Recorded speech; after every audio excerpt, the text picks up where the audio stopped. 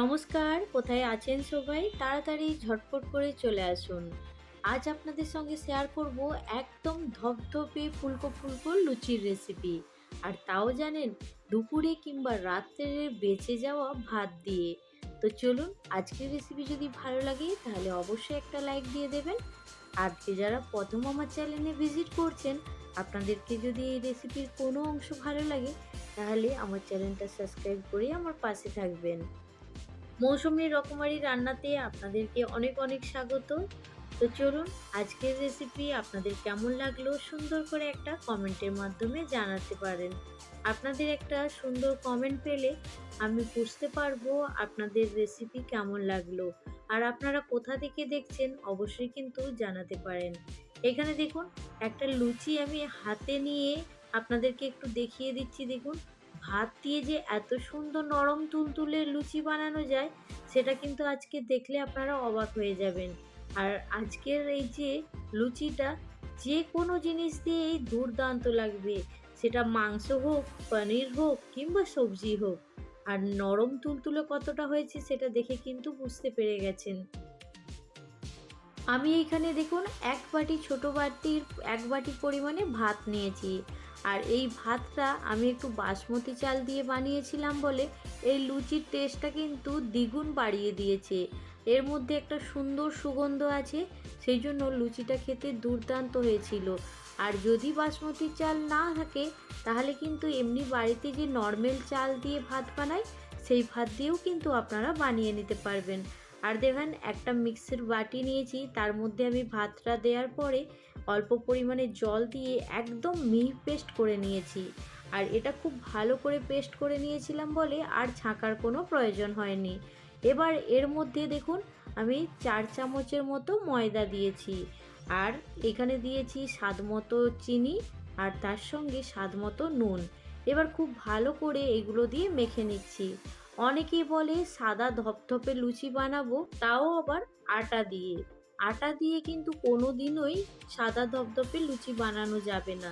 সেই জন্য আমি মিথ্যে কথা বলবো না, আমি এখানে ময়দা নিয়েছি। আর যদি এইরকম সাদা ধপধপে লুচি খেতে চান তাহলে কিন্তু অবশ্যই এই চালের পেস্টে ময়দা দিয়ে খুব ভালো করে মেখে নিতে হবে। তো এইখানে দেখুন আমি একটু সময় নিয়ে খুব ভালো করে ডলে ডলে মেখে নিচ্ছি। তবে ভাতের যে পেস্টটা আছে তার মধ্যে ময়দাটা দেওয়ার পরে আর কোনো রকম জল দিতে হয়নি। এই রকমভাবেই দেখুন একদম নরম তুলতুলে করে মাখিয়ে নিয়েছি। আর এখানে মাখানোর পরে অল্প একটু তেল দিয়ে ওপর থেকে লাগিয়ে এখন 10 থেকে 15 মিনিট ঢাকা দিয়ে রেখে দেব। তাহলে এটা খুব সফট হয়ে যাবে আর লুচিগুলো খুব নরম তুলতুলে হবে। এইখানে আমি 15 মিনিট ঢাকা দিয়ে রেখেছিলাম।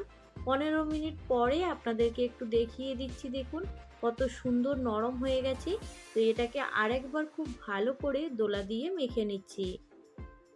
বাড়িতে যে আমরা নর্মালি লুচি বানাই ঠিক সেই রকমই, কিন্তু পদ্ধতিটা একটু আলাদা। যেহেতু এইখানে আমি চালের পেস্ট নিয়েছি সেই জন্য এখানে ময়দা দিয়ে আমি সুন্দর করে একদম মেখে এবার ছোট ছোট লেচি কেটে তারপরে দেখুন একটু পাকিয়ে নিচ্ছি।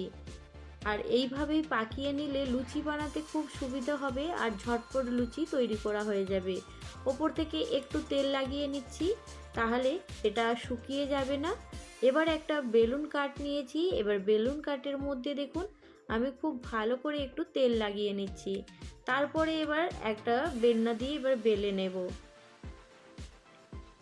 সুন্দর করে লুচিটা এখন বেলে নিচ্ছি।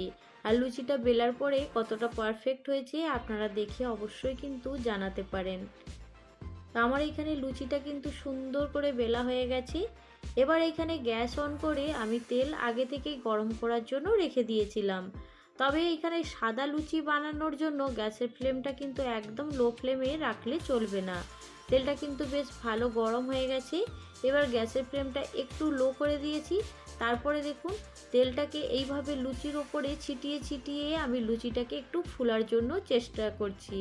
আর লুচিটা দেখুন একদম কিন্তু গোল হয়ে ফুলে গেছে, দেখতে পেয়েছেন কতটা সুন্দর হয়েছে।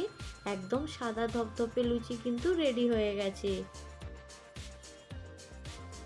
তো এই রকম সাদা ধপধপে লুচি খেতে কার কার পছন্দ অবশ্যই কিন্তু কমেন্টে জানাতে পারেন। আর একটার পর একটা লুচি আমি বেলে ভেজে নিচ্ছি। আর এইখানে দেখুন লুচিগুলো প্রত্যেকটাই কিন্তু সুন্দর হয়ে ফুলে গেছে। তো লুচিটা আজকের এই রেসিপিটা আপনাদের কেমন লাগলো জানাতে কিন্তু একদম ভুলবেন না। কিছু নতুনত্ব অবশ্যই কিন্তু বাড়িতে বানাতে পারেন। একদম হাতের যে পেস্ট দিয়ে এত সুন্দর লুচি বানানো যায় সেটা কিন্তু আমারও জানা ছিল না। তো এইখানে এখন তো এই সোশ্যাল মিডিয়াতে এসে অনেক কিছু জানতে পেরেছি। তো এইখানে দেখুন আমার সব লুচি কিন্তু একদম ভাজা হয়ে গেছে। এবার সুন্দর করে প্লেটের মধ্যে একটু সাজিয়ে নিয়েছি। তো আপনাদের কেমন লাগলো জানাতে পারেন। সত্যি বলতে এই লুচির রেসিপিটা দুর্দান্ত হয়েছিল। অবশ্যই কিন্তু বাড়িতে আপনারা একবার বানাতে পারেন, আপনাদেরও খুব ভালো লাগবে। একদম কম সময়ে খুব সুন্দর কিন্তু ঝটপট লুচি বানিয়ে নিতে পারবেন। আর লুচিগুলো কেমন নরম তুলতুলে হয়েছে দেখে কিন্তু আপনারা বুঝতেই পেরে গেছেন, একদম নরম তুলতুলে লুচি। তো আজকের রেসিপি এখানেই শেষ করছি। পরবর্তী রেসিপি নিয়ে খুব তাড়াতাড়ি আরও একটা নতুন ভিডিওর সঙ্গে দেখা হবে। সবাই ভালো থাকবেন, সুস্থ থাকবেন, বাই।